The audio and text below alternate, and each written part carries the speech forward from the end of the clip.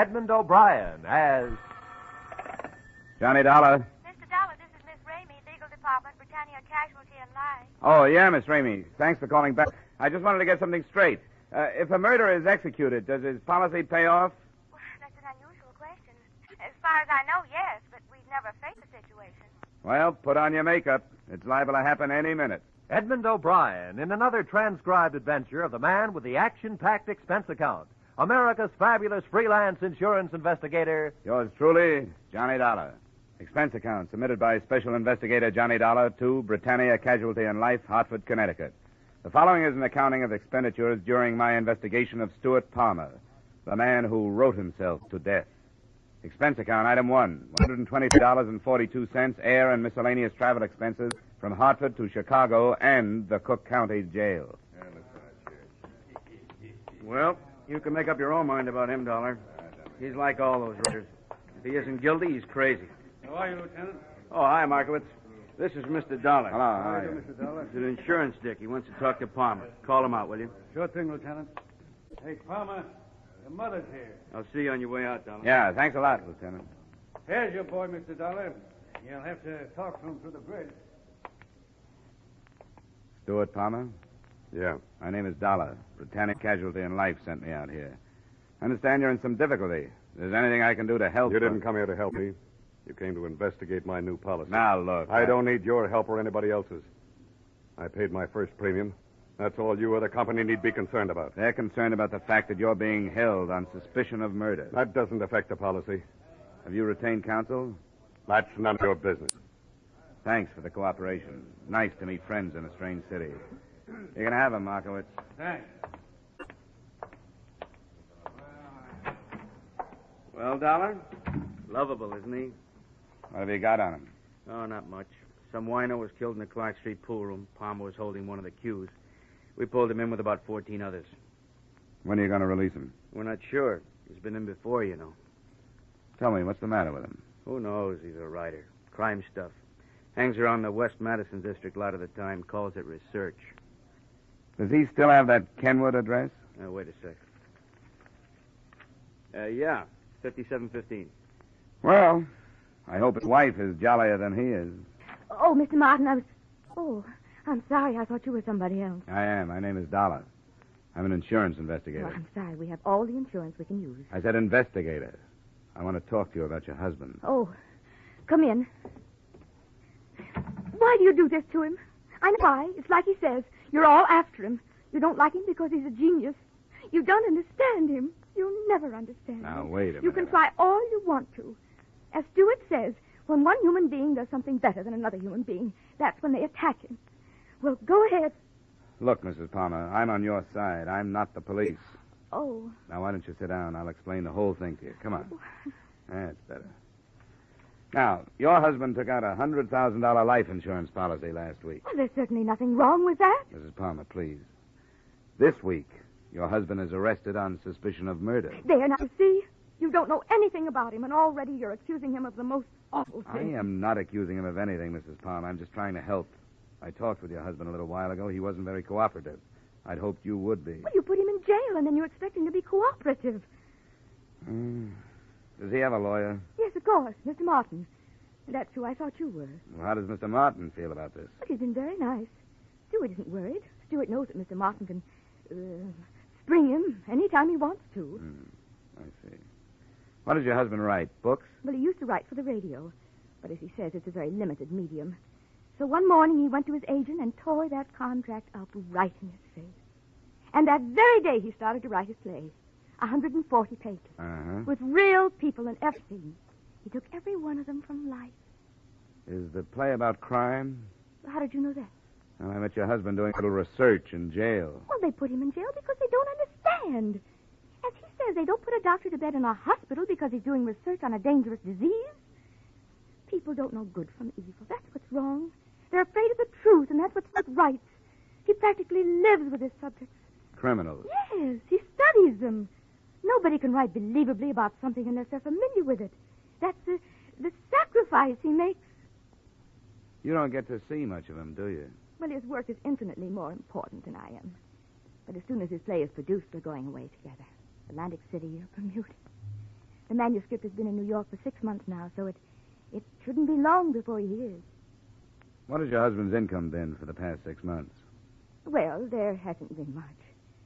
But great art is often born of poverty. But $100,000 insurance policies aren't. Who's this man, Neil Beasley, your co-beneficiary? Co-beneficiary? Well, if you're going to sit here and be insulting, perhaps you'd better leave. Well, perhaps I'd better. You mentioned an agent. What's his name? George Michaelkoff.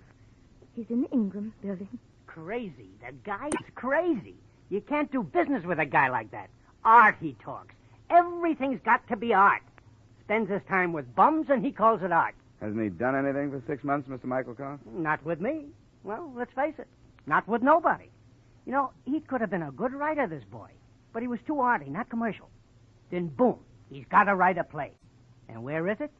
Probably in the bottom drawer of Hallstein's desk. And it's going to stay there.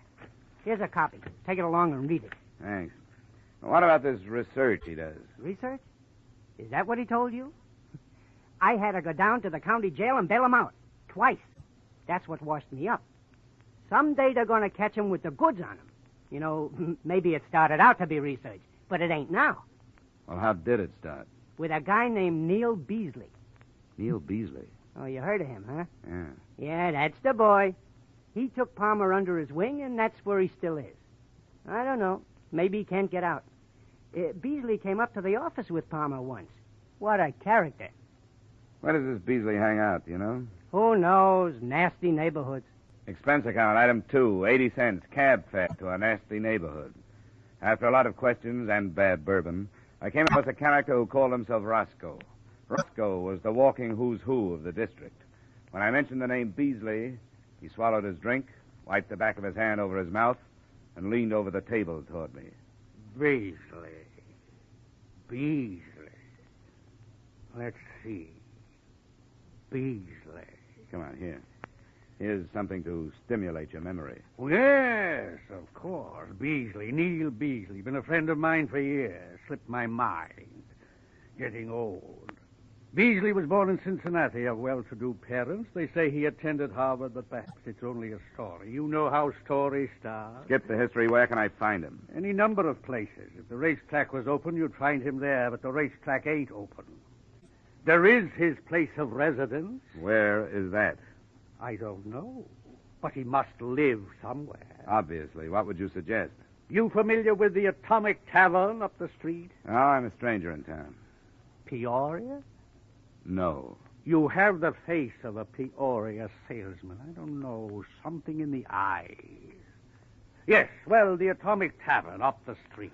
Thanks, Roscoe. You never did say where you were from. Hartford, Connecticut. If you're ever in town, look me up. 4 blocks away, squeezed between a delicatessen and a shoe parlor, I came upon the Atomic Tavern. It exploded just as I arrived. And stay out. That's no name to call a lady. Oh, come right in, sir. Come in. Anybody with a civil tongue is welcome, sir. Thanks.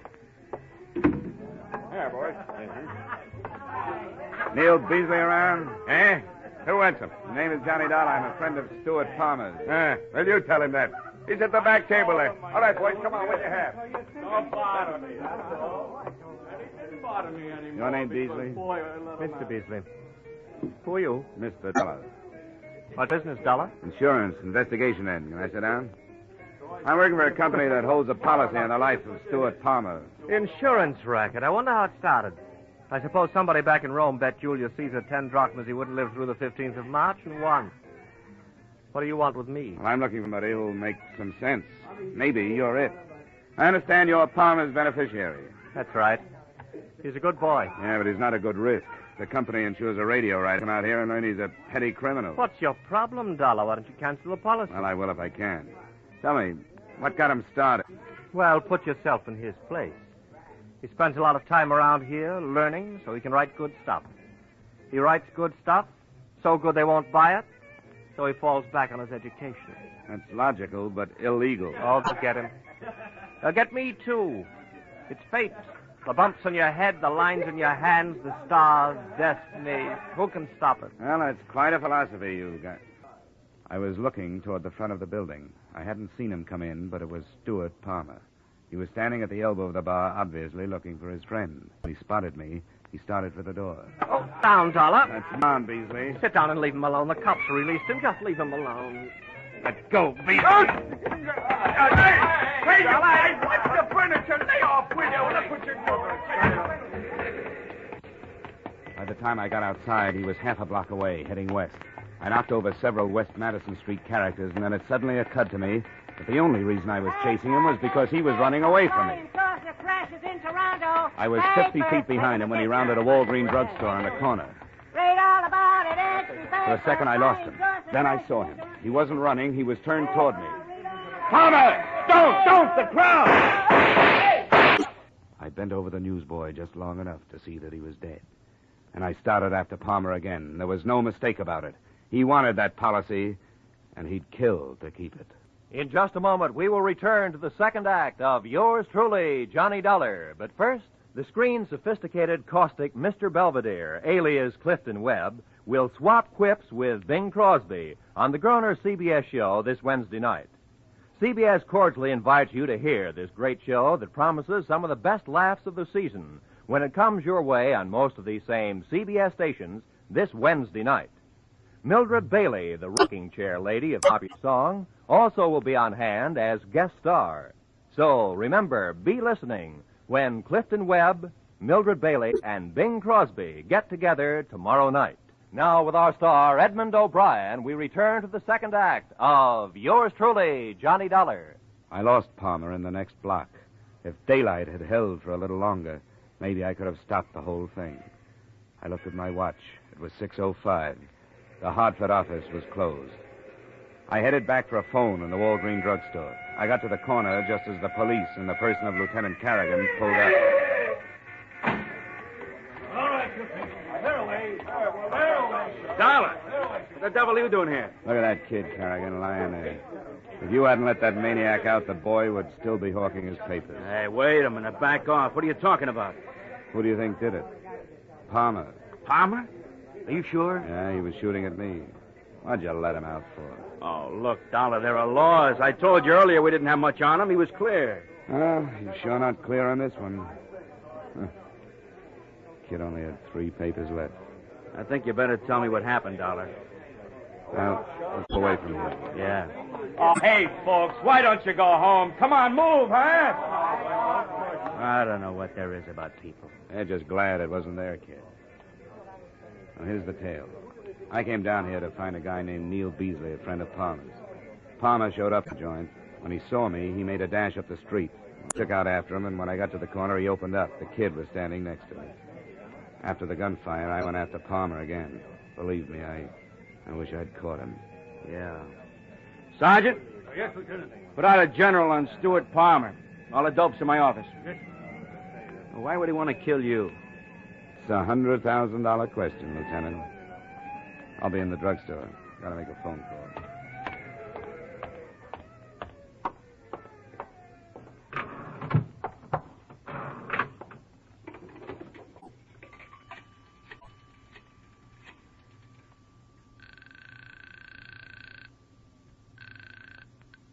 Hello? Mr. Sandel? Yes? Sorry to bother you at home. I'm on the Palmer case out of your Hartford office. Oh, yes. Mr. Dollar, isn't it? That's right. How are you making out? Well, things couldn't be worse. Your only move is to cancel the policy, sir. How soon can you do that? On good grounds. Well, I couldn't get word from the East until tomorrow afternoon at the earliest. Well, if you can't do it tonight, just forget the whole thing. Well, I don't understand. Well, the police have put out a general alarm for the policyholder, dead or alive. And the odds are on that side. Oh, all right, Dollar. I'll do what I can. I'll get on the phone to Hartford as soon as I hang up. Good. I won't keep you waiting. Bye. Expense account item 4. $1.80 cab fare back to Mrs. Palmer's apartment. On the way, I suppose I should have been worried about the $100,000 worth of policy. But that didn't seem to bother me. There was the newsboy who never knew what hit him. And there was Palmer's wife. I was going to have to tell her about it. But I knew even before I got to the apartment that she'd never believe me. I don't believe you. Of course you don't. And you don't want to. You don't want to believe anything bad about him. You want to just go on complimenting yourself on being married to the greatest man on earth. But you're way wrong. Where is he? I don't know. And you can't make me believe you. Why would he kill anybody? Well, my guess is that he's doing it for you. Oh, that's a terrible thing to say. He wouldn't do anything wrong, even for me. He took out an insurance policy that he couldn't afford. Why do you think he did that? I don't know. I never understood about business. Well, he sure got you. Some people have collie dogs, and he's got you. He comes home, pats you on the head, so you'll look up at him and tell him how wonderful he is. You know why? Because nobody else will. You just don't understand. You just don't understand at all. How long has it been since he treated you like a woman? Bought you things like candy, flowers. When was the last time he spent an evening with you? Why are you saying these things? Well, I'm trying to tell you that he failed, both as a writer and as a husband. Don't you see? He's trying to make it up to you. He wants the police to kill him so you'll collect the insurance. That's a lie. Where is he, man? Oh. Hello? Yes? No, he's here now. Why do you say that? No. Stuart, where are you? He hung up.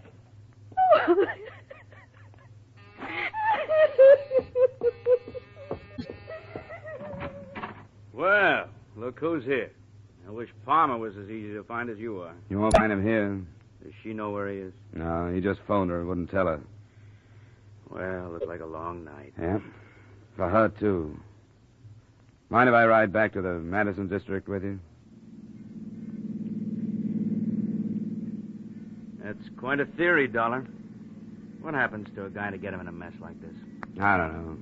Burned too many bridges, I guess. Made a stand with his agent. Told everybody he'd show him he was right. Now he can't do it. Oh, people. I don't know. Maybe I've been in homicide too long. I used to think a lot about things like this.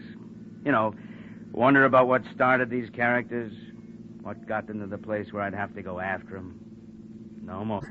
Their problems aren't mine. What I worry about now is how to get them without getting anybody else hurt. You've got a nice, simple job, Lieutenant Carrigan. Yeah. I was thinking of that. You want him alive? The insurance company does. I hope it works out for you. I can't take any chances. We always try to save him for a trial. But if you're right about this one, he'll come out with a gun. Those are the kind we have to stop. You know, this could turn into a very unpleasant situation. The lieutenant was kind enough to drop the Atomic Tavern. The place was empty. The sirens had frightened most of the clientele out of the precinct. All except one. He sat in the same position, at the same table, with what looked like the same glass of beer. Hello, Beasley. Mr. Beasley. I was expecting you. Sit down. Thanks. How's the insurance business? Well, sometimes we sell too much. You know where Palmer is? Surely, always know where Palmer is. He tells me things he wouldn't tell anyone else. You may not care, Mr. Beasley, but you just made yourself an accessory to insurance fraud. Not unless I tell the police where he is. And then your company is out the $100,000. And you're in 10. I'll tell you the truth. I don't want that money. I don't want a penny of that money. Looked good at first. He wanted to give his wife a break. Offered me $10,000 to help him out. How did you help him out? Well, take right now, for instance. I could have tipped the cops twice a minute since it happened. In fact, I was supposed to. Cops would have killed him. Wife and I would have collected our money. But I can't do it. Isn't it a little late for Boy Scouting? No. No, not if you could come out of it. Where is he? No cops. No cops. Just as soon as I finish my beer. We walked down Halstead with the red streetcars rumbling by and the fruit trucks and the chicken wagons. I didn't notice the name of the street we turned west on, but a block and a half later, we stopped, 2 doors away from a basement barber shop. Well, it's where he is. You're crazy to go in there. Are you staying out here? No, I'm going in. But I'm crazy, too. Really? That's why you should never listen to a guy like me. Palmer's got nothing to lose. How much do they pay you for getting killed? Come on, if you're going, let's go. Okay.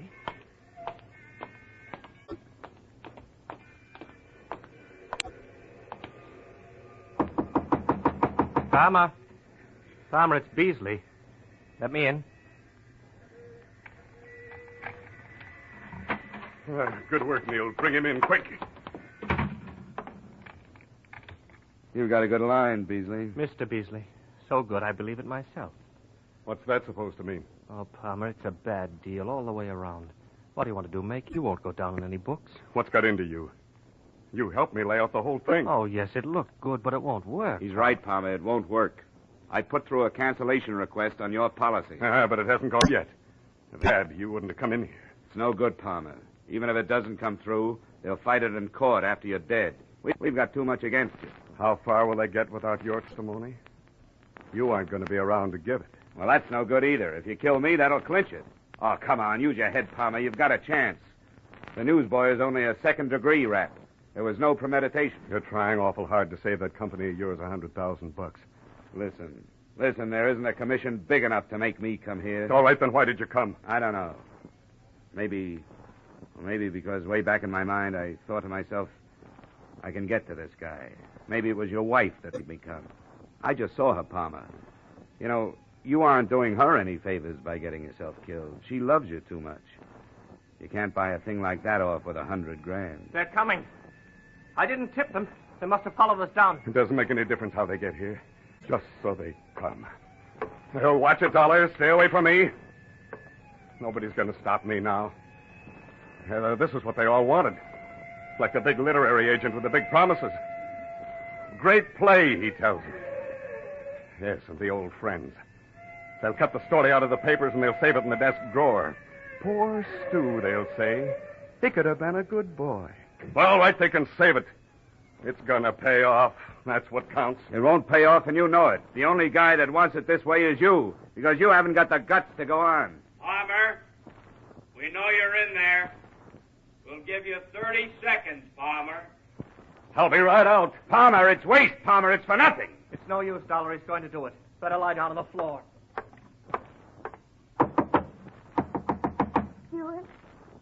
Stuart, are you in there? Marion, get away from here. I want to talk to you, Stuart. Open the door. Oh. Come on in here. Marion, what are you doing here? Come with the lieutenant. Don't do it, Stuart. I don't want money that way. Wait a minute. Did they make you come in here? No, I wanted to come. Don't do it, Stuart. Please. Goodbye, Marion. Stuart, don't go. Stuart, come back. Let go of me. Oh, Stuart. Get on the floor. No. Come on, No, sit down. no. There's nothing you can do. Stop, Palmer. Stop.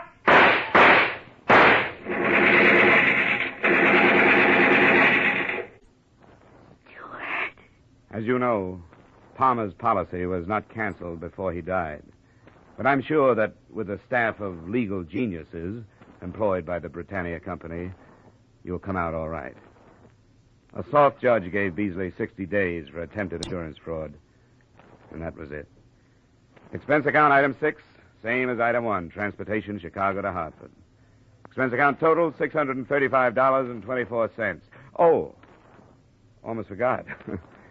Item 7, 35 cents, tip to Western Union boy. Telegram from Marion Palmer. Contents? Thought you'd like to know. Stewart's play accepted for production on Broadway. Yours truly, Johnny Dollar. Yours truly, Johnny Dollar, stars Edmund O'Brien in the title role. It was written by Gil Dowd and David Ellis, with music composed and conducted by Leith Stevens. Edmund O'Brien can currently be seen in the Harry M. Popkin United Artists production, DOA.